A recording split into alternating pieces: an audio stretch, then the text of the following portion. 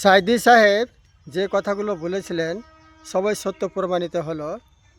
ভিডিওটা স্কিপ না করে সম্পূর্ণ দেখে যাও। একদিন এই চেয়ারে সাইদি থাকবে না, হারিয়ে যাবে একদিন, এটাই স্বাভাবিক। সাইদির কোন কেরামতি নাই, কোন কারিশমা নাই, আল্লাহর কসম।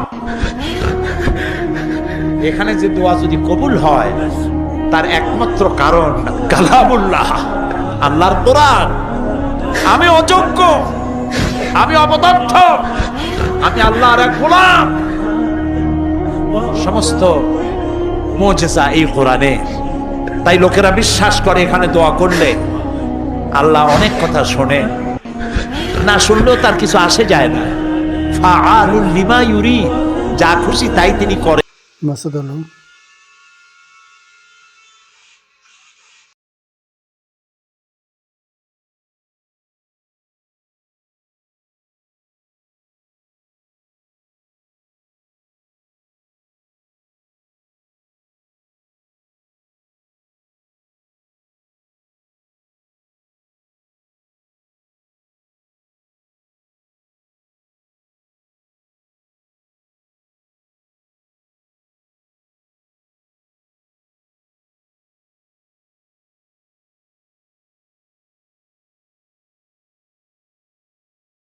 Nah,